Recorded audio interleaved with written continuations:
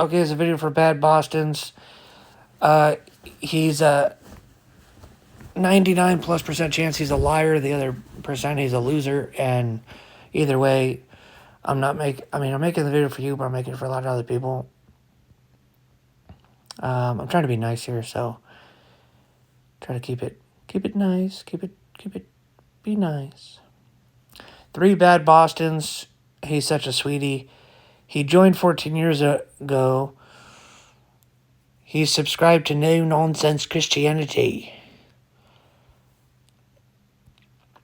Wow, he's got quite the mix. Mr. Beast, Ruslan,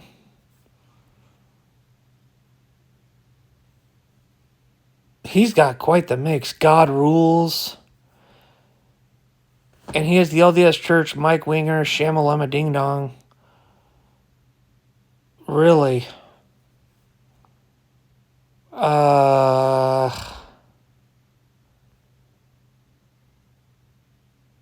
this channel's good. I don't know how anyone could not like that channel. And obviously the LDS one is good. I just...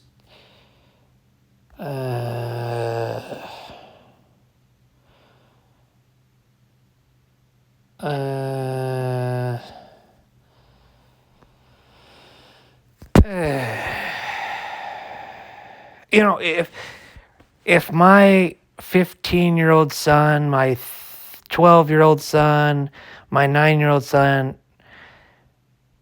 and my 6-year-old daughter make the exact same mistake, they're all my family. All of them. They're my kids, and they're my children. More so my children than my kids. Am I gonna... Now, what if what they did is yell worthy? Am I gonna yell at them the same? No. So, Bad Boston's, he is not exactly just a pure idiot on the internet, Larry Melvin, because he has 100+ comments on my channel. He has no videos. I remember having no videos. But he's not your run-of-the-mills, like, full-blown... It's not... His name isn't Anon62... Or Anon62336. And it's his first comment ever, and he's giving me attitude. Because then it's like, you rip into him. He is what he is. Now, if it says Donald Trump check mark, and, it's Donald Trump's official YouTube, and he says the same exact comment, I'm going to say, oh my goodness, Mr. President, I would love to, maybe, bowl, for money sometime, but tell you what, we'll play golf for money as long as we can bowl for money. Oh, hey, Trump, hey, man, been praying for you. Do you see how the tone is different? Oh, hey, Donald, It's not because I think he's gonna, he's gonna hurt me or something if I said it, all that other stuff. And everything I would have said, it would have been true, but it's just the tone is different. And I'm not gonna say all that stuff. He says, oh my goodness, it's somebody else. It's not Anon6626385. And the guy doesn't even know how to spell anonymous. And if the guy's a troll, great. You're bringing out the best in me. Now I get to bash stupidity. Oh, but I was trying to be stupid. Great. I get to make a video and bash stupidity. If I'm not making a video, I'll see it, I'll laugh, and I'll move on with my day. But if someone's trolling me, they're trying to get a rise out of me, they're trying to get me pissed, great. I like being pissed. If I didn't like being pissed, I wouldn't be pissed. I'd do something else. Unless it's unavoidable, which in the original case that I brought up, it is. My 15-year-old did something that's hate-worthy or yell-worthy or whatever. It's like, they broke my heart.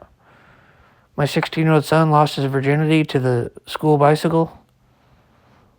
And I said, well, at least you didn't lose it to a woman. At least you didn't lose it. I mean, you're still a virgin. I mean, he lost his virginity. And he's crying and he's repentant. Well, I'm still going to yell at him anyway. I've been telling you this since 13 years old, 14 years. Maybe I should have told you sooner. Now I'm going to tell the rest of the kids. Now you're going to tell the rest of the kids what just happened. And no, her heart isn't broken. That was a feast for her. Your heart is broken. And now you have all those soul ties and multiple levels of soul ties. Go ahead, tell. And I want you to go to the, and you could do, I don't even need to tell you this, but just Church of Jesus Christ Latter-day Saints, go up in front of the pulpit. I'd like to bear my testimony of chastity. I lost my chastity, and it was really bad. And now the children are super scared.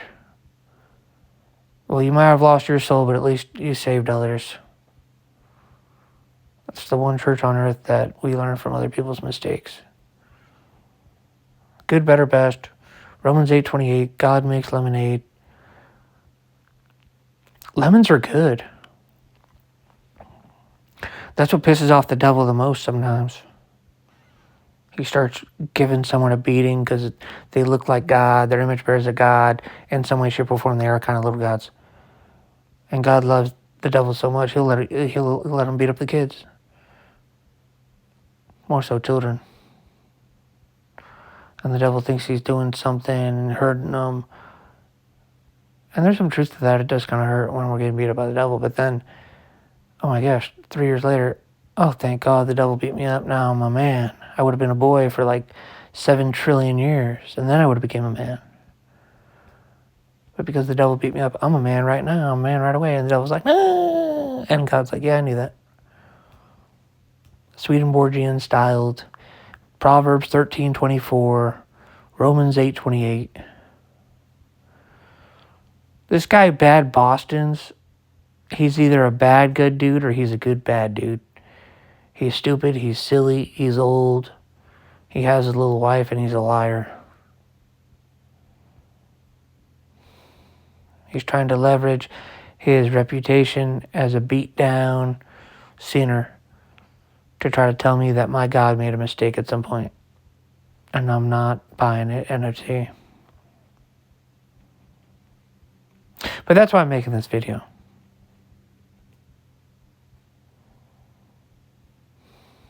It's for you, Bad Bostons. And I haven't even read your comments, so maybe your comments can be a lot better than I thought, but I'm kind of pissed right now. I don't know why I'm pissed. It must have been how you started off your comment. Oh yeah, you're trying to defend this stupid video. Just when I thought it couldn't get any worse. The Bible has no piercing effect on the lukewarm American quote-unquote Christians. And if it does, I mean, it does, but it's so much less than I thought that it might as well be nothing. And that's what he says in the video. 1 to 3 times a week, might as well be 0.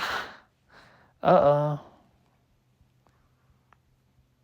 I guess I need to stop telling people to read their Bibles and start telling them to sell everything they have and follow Christ. Because I know that's going to work.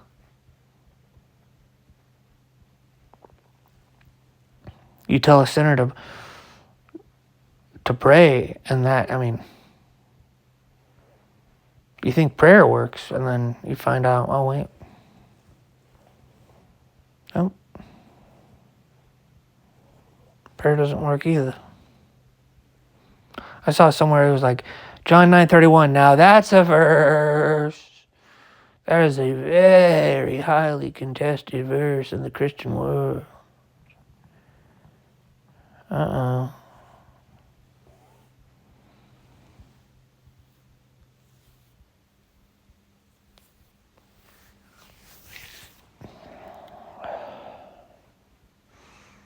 There are some videos that you could defend. There are videos that I bash that you could defend. It's just, it kind of rubs me the wrong way. Out of all the videos you could defend, you're going to defend this guy. The guy, he doesn't even get it. He knows, you know, he doesn't know math, or he doesn't care about it. It's, Matt Jones. I attended a Matt Jones rally. He's got 24 kids in there, closer to kids than children. Let's see if we can name the 10 Commandments as a group. Eric doesn't count because he has them all in order, and he's, But let's see if we can do it without him. Yeah. And I'm like, no. Please tell me they get all 10 within 15 seconds. But I already knew they're going to get 9. I just knew it right away. I was like, it's just the state of the world. Yeah, they got 6.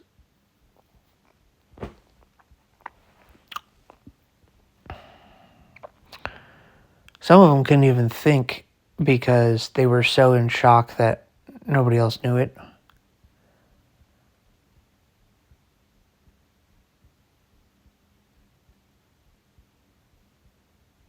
I could tell they weren't. I mean, really. 6. And then he starts clapping. He's the exact opposite of me, obviously. I would have been so pissed as a teacher. Whatever he thinks he is. He found God in a mushroom cloud. It's the mushroom cloud branch of the God of Israel. Eric, be nice. Okay, it's better than atheism.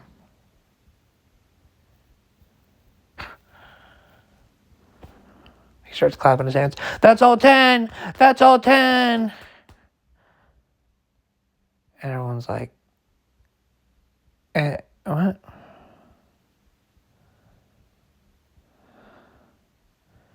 So you're just as stupid as we are. We don't know the commandments and you don't know how to count. It's the blind leading the blind. But you know what?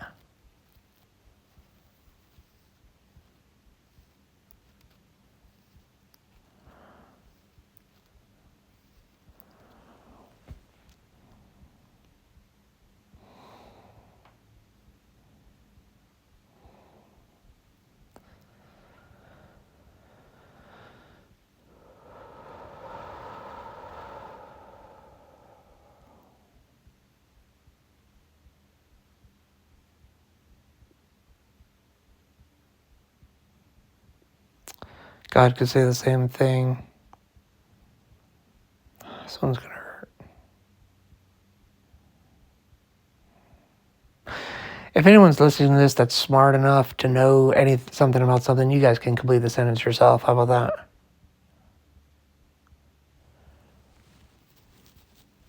There's not a single verse that says you can't cast your gems before swine. But just don't cast your pearls before swine. Or your gems before pearls. Proverbs 26, 4-5. Swine before swine, pearls before pearls, gems before gems, and gems before swine.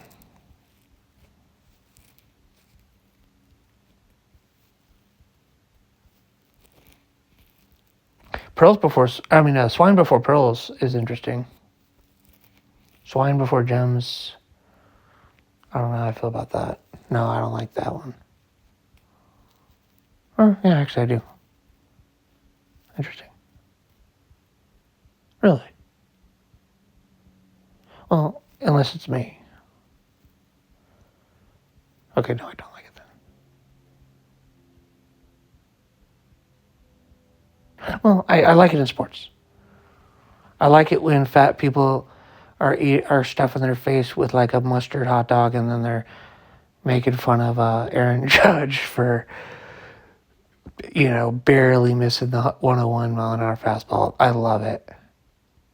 I can't even tell you how much I love that. And they're being serious. That my dad doesn't like it. I love it because just the heavy axioms. But because obviously, if you asked him, "Are you being serious?" he would start busting up laughing.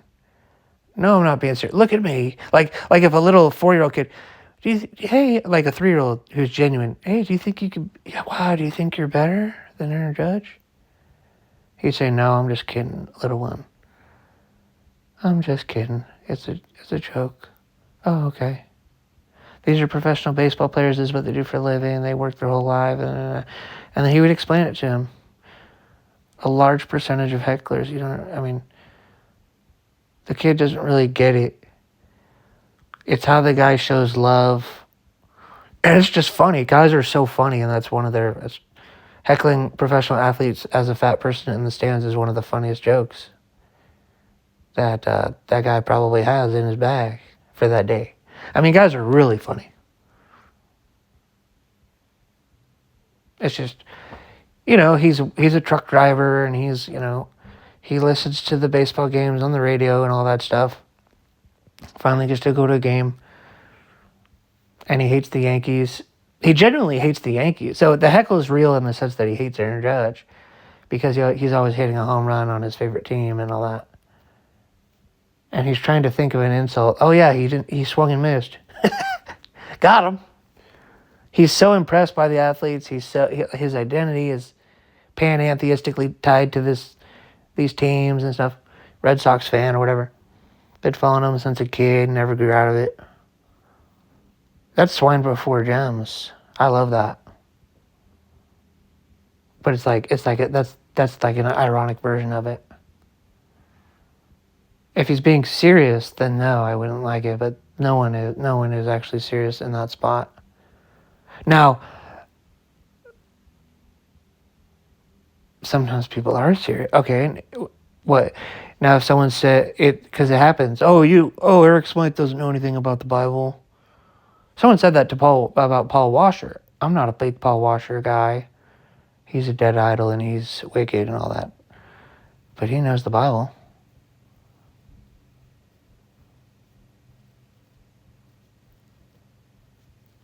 It's just he just reads it wrong.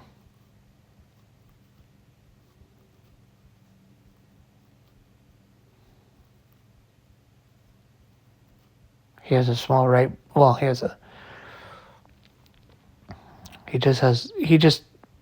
been deceived. He was deceived. I don't know if he's still deceived, but everyone has a different definition of God, by the way. We're all a different species. We all have a different relationship.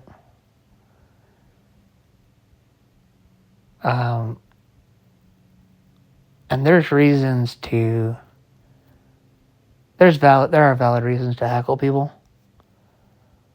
And you could heckle Paul Washer there's valid things you could say about him that are heckle worthy, but if you're frustrated, you don't like him, and then you whip out an insult that makes no sense or that's completely wrong. And not only wrong, but you're way off, like the sports fan versus the professional athlete off. Then you just need to tune up your heckles a little bit, because you could make fun of anyone for anything.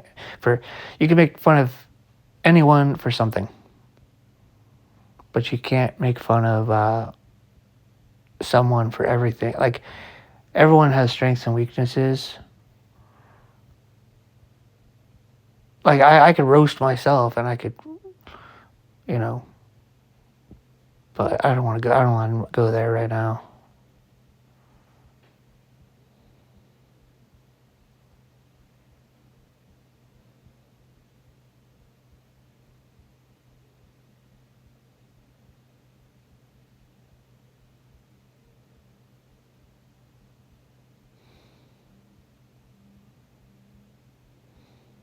So anyway, I love swine before gems as a joke. Love. But no, swine before gems is my least favorite if it's unironic. That's why there was tension there, because it's like, well, most of the time it's a joke. But if we're talking unironic swine before gems, yeah, that pisses me off a lot. I was at a poker tournament one time.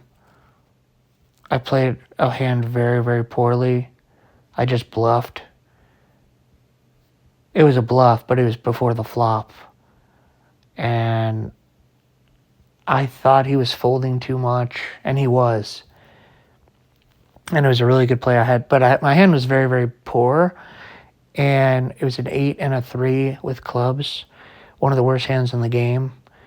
But I already decided I was going to be playing every hand the first level of the tournament because the stacks are so deep, and I had such a massive skill advantage. So I raised under the gun +1, and he raised me.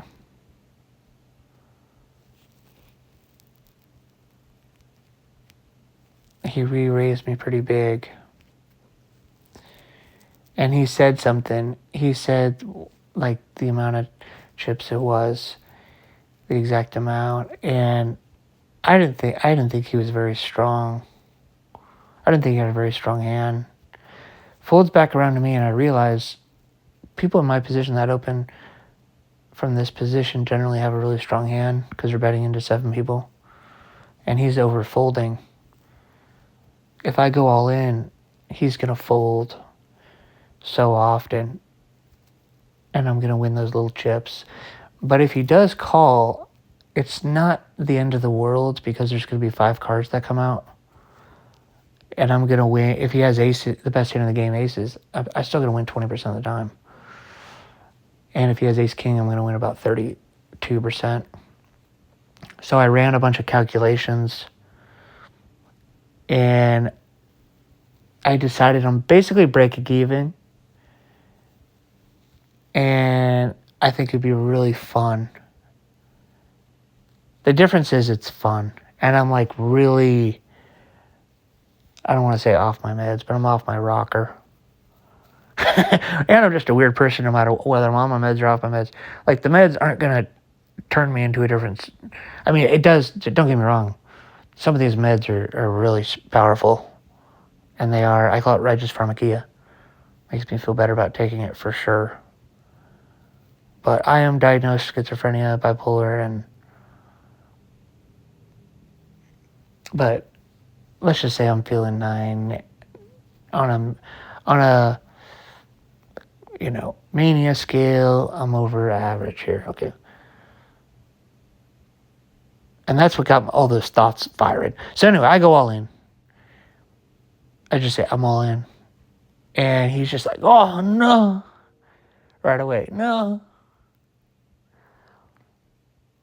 And anyway, he has an ace and a king, which is like top 9. It goes aces, kings, queens, jacks, ace, king suited. It's like top 7 best hand. And the only way he could lose or be an underdog is if I have aces or kings, which is 6 combos. Now, obviously, he thinks I have that. And if I have queens, I'm 56%. So he's losing money there. And then he goes, wait, if I get out, I could just re-enter. And I was just like, oh, God. Because in tournaments now, you could re-enter. You just got to pay the house money. You got to pay the rake again. And you get a new stack and a new seat. It's a good rule. It makes the tournament harder to win because the only people that are going to re-enter are good players. But it makes sense to do it. You come in it's a good rule. Right, but he's thinking if I get out, I can just re-enter because I have more money. And now he's thinking, and he's going to fold ace king, which so my read is just like really good. It's like I'm a genius, but now he's going to call because of the re-entry. So maybe I should have factored that in. Well, but I thought he was snap folding, ace jack or something. But he's actually thinking about calling this. And then, yep, he called. Finally. Now, the way I turned my hand over, I slow rolled my hand. Most people in this situation, they'd be ashamed of their hand because it's a 3 and an 8. I wasn't ashamed of it. I was so, I guess you could say, manic that I went for another joke.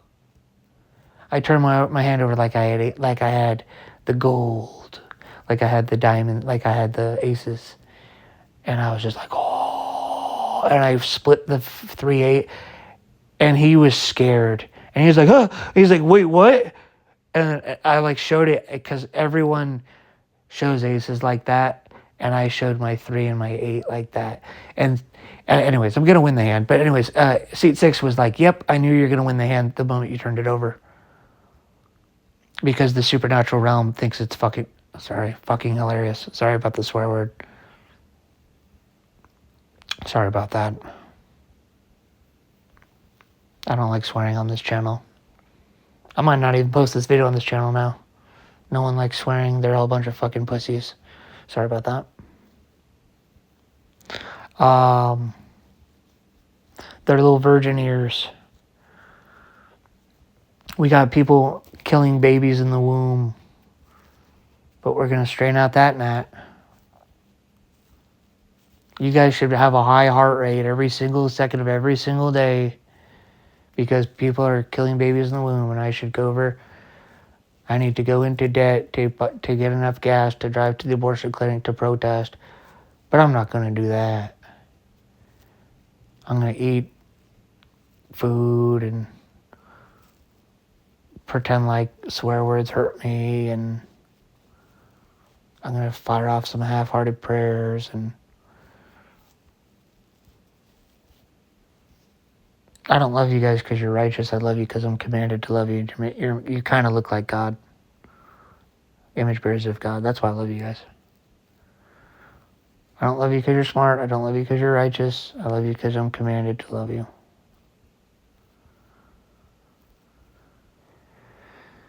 Okay. Got that out of the way. Anyways. The flop comes 4-4-5 with a club. If it goes club, I get a flush. But he doesn't even have a pair. If a 3 or an 8 comes up, I'll have 2 pair. The turn is a 3. So now I have 2 pair, and he needs a 5 for a straight, an ace or a king. I've actually never thought about this before. A 5. A 5 would counterfeit my 2 pair. And he would win with ace high. He would have 5s and 4s, and I would have 5s and 4s with an 8. He'd have 5s and 4s with an ace, and I'd have 5s and 4s with an 8. But anyways, the 3 comes up, and now I'm a huge favorite to win. And he still thinks he's going to win because he was the favorite before the flop. And now he says, and everyone's just kind of deadpan, and I'm just like, who gives a crap about this stupid game? Everything is just stupid. Although I thought it was more serious than I do now. But even back then, I thought it was stupid. But now I think it's really stupid. But anyways, he says, don't do it to me. And he's being serious. River is a 9, and I win the pot. And I win it as if I outplayed him and all this. So now everyone's like pissed at me and stuff. And this guy is like really pissed. And little do they know, I'm like the best poker player in the building. And I'm coaching the second best player in the building. But they don't even know that. And with bowling, you know, and you're scared, and you try to pretend like bowling isn't a sport. That's how scared you are. But in poker, no one knows who the best is. Because you don't have your win-loss on your forehead. Everyone keeps that to themselves. 95% of the players lose because of the house rake and because of the way the distribution is. But there's like 5%, there's like 1% big winners, 4% small winners, and 95% pretty big losers. And some massive losers. That's the poker community. It's not really a beatable game, although it's advertised as a beatable game. But I'm the only big winner in poker at the low stakes. At the higher stakes, there's more winners, but like there's a higher percentage of winners because the rake is so low as a percentage. But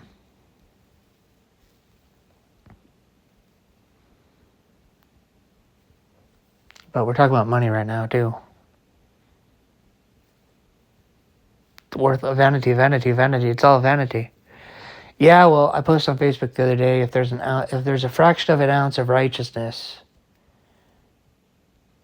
in winning, and there's a full pound of righteousness in trying to win, how valuable is sports? The reason why me, let's say, bowling a perfect game where there was over 100 pros that have bowled at Granada Bowl in the last 26 years, and none of them have beat my 3-game series. They're just, they're pros. Oh, they are. That's nice. I throw the bowling ball down the lane, and then I hit the pocket, and I get a strike. And I keep doing that. I'm not even better than all 100 of them. I just had a really lucky 3-game series. Very lucky. Lucky is biblical, by the way. There's witchcraft luck, but that's demonic luck, but put that to the side. Luck, Proverbs 16:33, God determines the luck. A lot of people don't know that. Christians don't know that. It's weird. They have that materialistic worldview. They have like an atheist worldview when it comes to flipping coins and rolling dice, and because they were taught that in school. It's funny, huh? There's a reason why people get kicked out of the casino for winning. He's beating the math. Oh, is that because he's counting cards? Maybe. Or it could be he's blessed. I mean, my friend Philip told me a story of this guy just praising God at the craps table. Couldn't miss. Won thousands and thousands and thousands and thousands and thousands of dollars and left. Sometimes they're just like, we don't think you're cheating. We just believe in God and gods, and sometimes there's different floormen with different beliefs, but they're just like, and they even have. This is just something that I've heard. I cannot confirm or deny, but they have,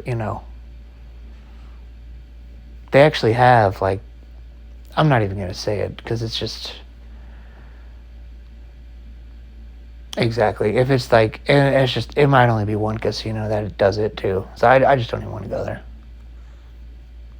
I'm not even going to say it. Pass. Hard pass. But anyways, I win the hand, double up.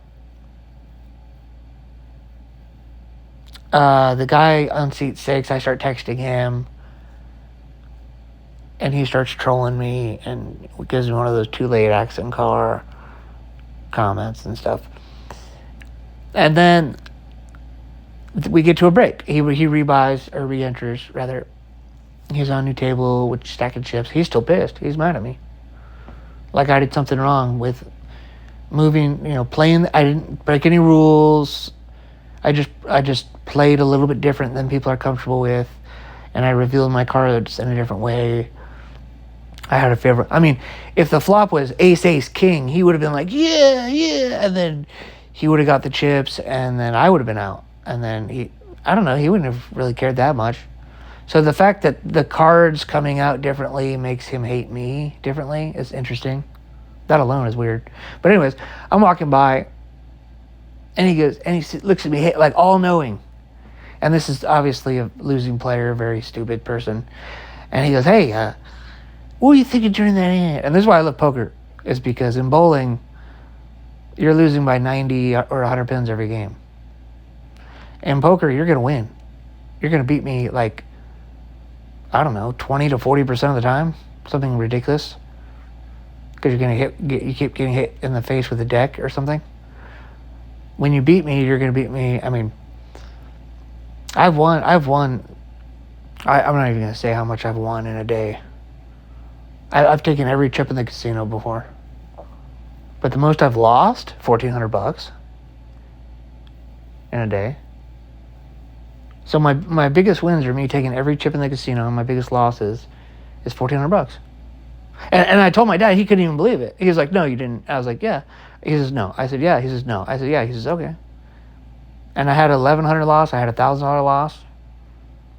Not that many losses. Well, also I like to leave when I'm losing because I'm just like, damn. When I lose $500, I like to leave. Depends on the game. I don't like to sit there for hours and hours and hours feeling like a loser. I don't mind it as much if I'm winning. If I'm up 1,000, it's like, oh, I kind of just romanticize about myself. How much just, I'm winning at poker, yay.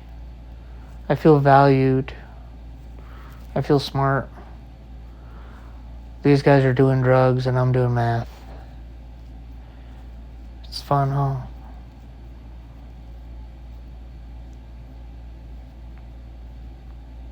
Poker is more of a mathematical equation than a drug. And I have envy for people who think it's a drug, but I don't have holy envy. It's not like, it's like, wow, it's kind of like people who love sports. I'm envious of you that you like sports, but I'm not holy envy. Like, what you're doing is unrighteous and wicked, but it's kind of like people that, it's kind of like fornicators. They have sex outside of marriage. They get the good feelers. They genuine moans. They don't have an issue of conscience because they're not religious. I envy that, but I don't have holy envy. I think you guys are a little, like, you see a pig rolling around in the mud. He looks like he's enjoying it. I have envy, but I don't have holy envy. I see someone doing baptisms for the dead. I have holy envy for that. Wow, you love people that have died. There's a reason why I've only done 5 baptisms for the dead. A lot of reasons. Spiritual warfare.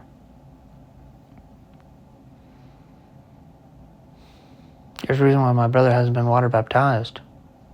Spiritual warfare. My brother was at my baptism. You know what he said? What you're doing is good. In other words, I wish I could do that. He's right. And I did do it. And I did climb a very, very, very high, steep, treacherous mountain to get there. And I'm still climbing. It was like the best it was like, okay, at least Justin gets it.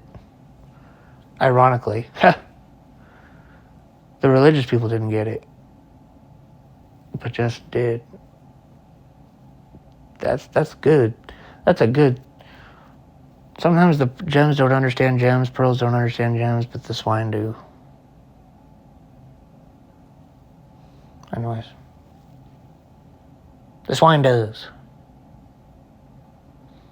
I guess we just see things differently. Also, a lot of people use nonverbals incorrectly. And it's like they all expect me to move my face like them in certain situations. And I'm just like, why are you doing that?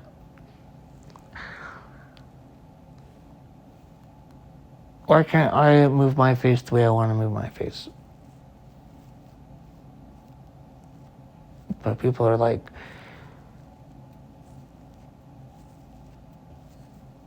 I don't know people who judge me, are they wicked or are they stupid or are they both? It depends on the person.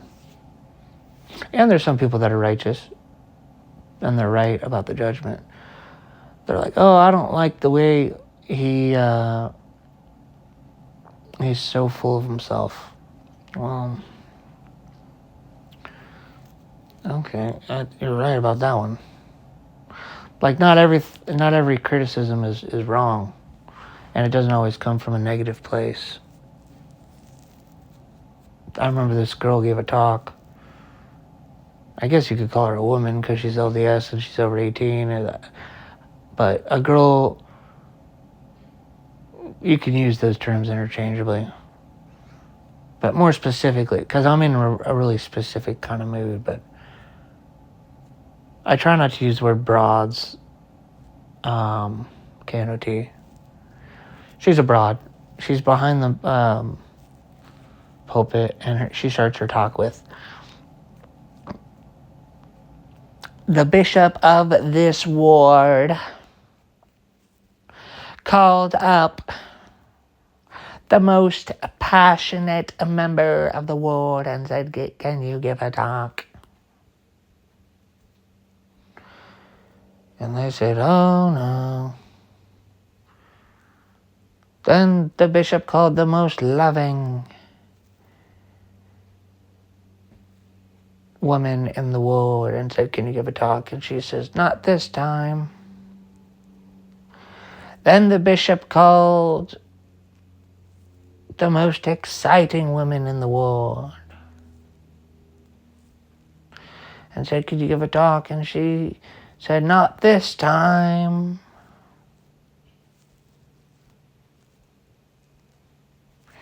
Then the bishop called the most beautiful woman in the ward and said, can you give a talk? And she says, not this time.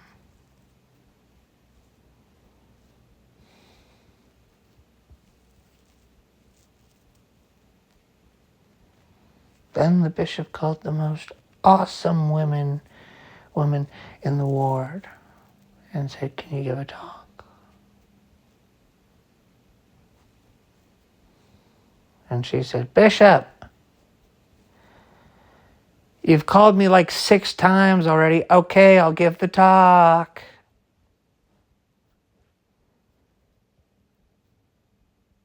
And there was some lighthearted chuckling. But all I could see was pride. And that's all anyone could see. This girl is stuck up. What? How dare you? And then she gives this, whoa, like Jimmy Neutron talk. And she just, and just says a bunch of stuff that we already know because we're LDS. And she leaves. And all we could remember is how she stuck up. And like the whole rest of the talk was just gone. Simple, gone. That was the end of that. And then the bishop's like, well, and it was funny and it was a joke and thanks for, we all dress up and we drive to church so we can sit down to hear your stupid joke and get the rest of the talk flooded out because of the gaslighting haze of the LOL. It's very selfish of you.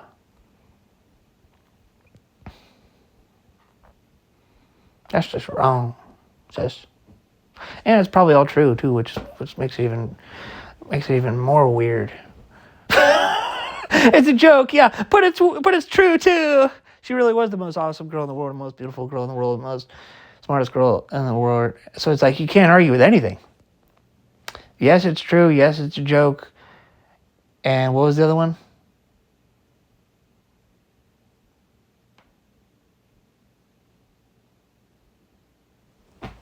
I'm mad for some reason. I don't know why I'm mad. Anyways, I am. And there's some sort of critique there that's valid, and I don't even know how to put it into words. I don't know where she is because she's gone. I don't know her name. I don't know anything. She's gone. This is the singles ward a long time ago. But basically,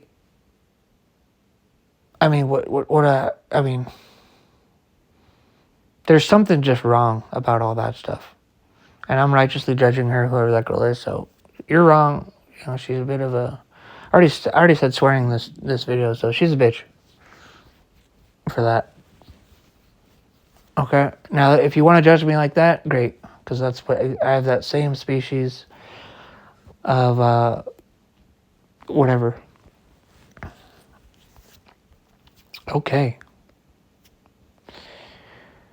But for you other idiots that are judging this girl like she's wicked and she's, plotting and, she wants to be the next Hillary Clinton or something, it's like, no, I don't know about all that. But, it's kind of what people, my haters, they're like, oh, he wants to be president, he's going to launch a nuke. Well, what if I do? Isn't that the point? You want to press those red buttons that work? I need to start telling people that. I want to I may or may not want to drop a nuke on Kim Jong-un. Oh, but there's innocent people there. Yeah, I'm going to drop it on him. But isn't there collateral damage? I think we're going to have technology by the time I'm president that can really just get him and his friends and none of the innocent people. And we're going to drop in massive hot air balloons with ladders. And people they're so cute and innocent. They're not even going to get on. They don't even know what to compare it to. This is what people, I feel so bad for people in North Korea. Why? Well, because they're not as good. They're not as good as us. Oh.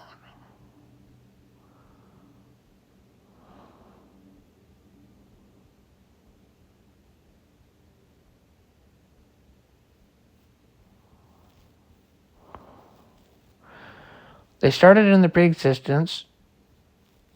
They chose North Korea, and now they're growing up there. They don't know about South Korea. They don't know about it. They have a better mental state of mind than many people in our country. I don't know. It's like, it's weird, huh? But I'll tell you this. I don't. Now maybe they are miserable and stuff. I've seen a little documentary on it. But regardless, I don't like Kim Jong-un because he said he did 18 hole-in-ones in a row in golf. So that's not going to fly.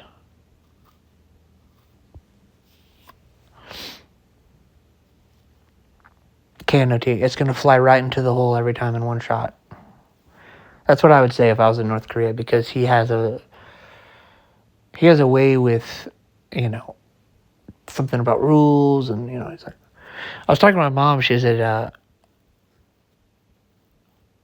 one of the only things that our country has on other countries is we're allowed to criticize the person that we think is running the country.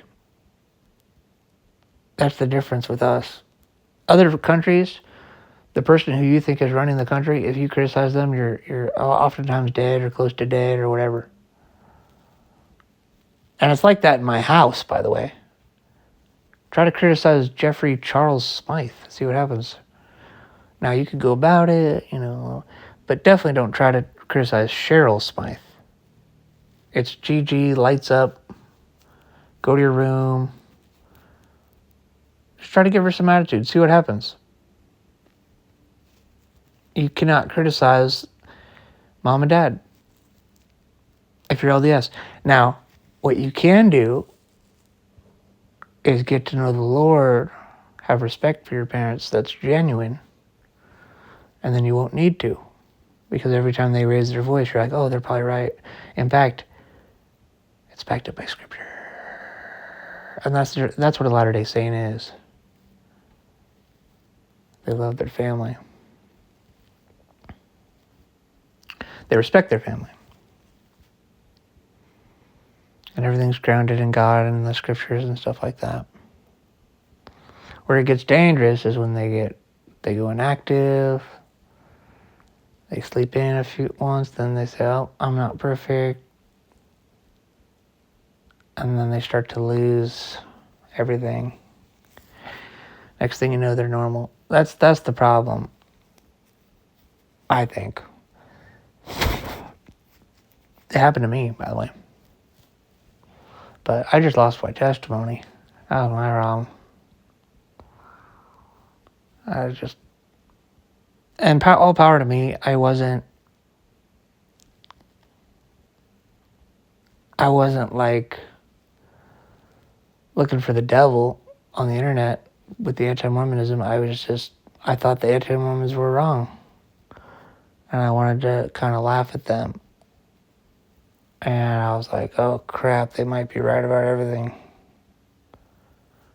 And I was not expecting that when I first started watching AMD. It was like, really? And it was this guy it was Sean McCready Bible bashing all the Mormons calling in who also don't know anything. I was just like, holy crap, dude. And it's like, damn. It was almost like, damn, like maybe God is a psycho. Maybe God really, maybe we are all going to hell. Holy crap. And then ironically, it's like the harshest God with the but the weakest gospel at the same time. It's like, yeah, God's going to throw you into hell, and he doesn't expect anything of you. Whereas LDS, it's like, we have 3 kingdoms, and everything's going to be fine no matter what you do, but you want to get to the highest kingdom so you're not weeping and gnashing your teeth as a billionaire in the Trester Kingdom when you could have been a trillionaire.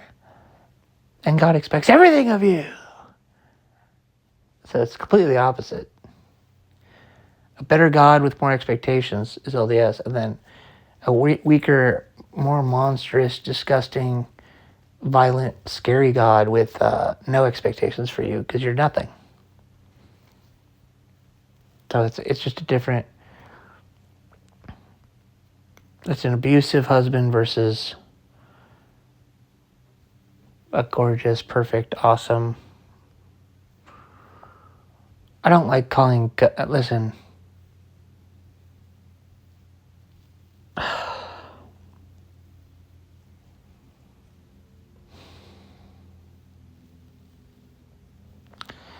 Beautiful, awesome, amazing wife. It's so awkward when you're sitting on a chair, you're playing on a Game Boy. You're breaking world records or whatever, that's what I do. And then you look up and you're like, oh my gosh. It's Jesus of Nazareth with a freaking rag. And the rag is like filled with it's like hot water rag. And he's washing my feet. And I said, what are you doing down there? And Jesus, he's crying.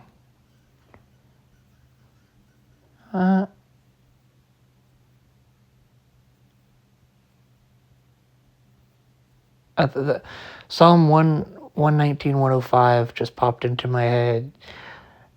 This is funny. It's like the word of God is a lamp to my feet, but Jesus of Nazareth is right there with a rag. Huh.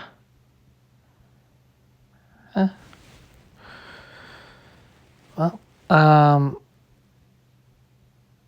it's a Facebook post, but I'm just going to keep it to myself. Plus, it's on video anyway. If somebody wanted that one, you got it. And then for reference, you have to put Psalm 119 and 105, as well as the verse where Jesus is washing our feet, which I don't have memorized for good reason.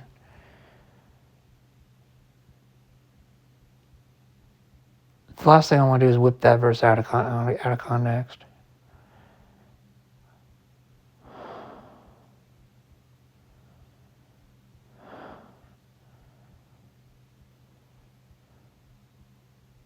I think it's interesting how Jesus isn't sprinting out into the woods to find lions and tigers and bears so he could wash their feet.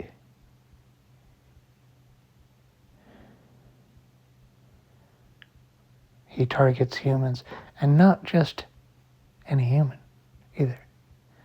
His disciples.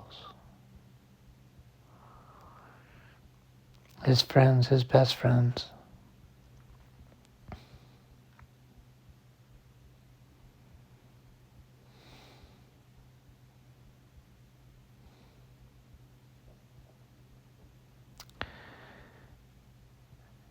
And the Protestants would never admit this because they don't like to admit anything. But I'll speak for them. They have the exact same reaction as the other disciples. Please stop washing my feet.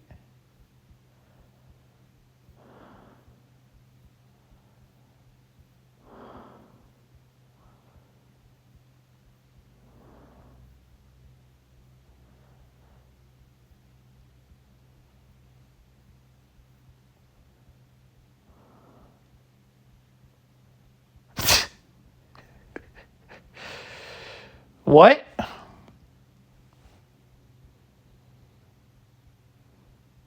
I'm dirty.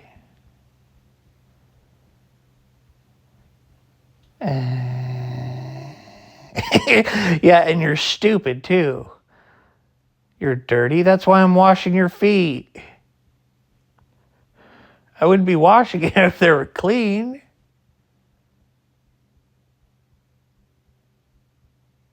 Are you serious? Yeah, that's why I'm washing it, you dum-dum. Oh. I enjoy washing it.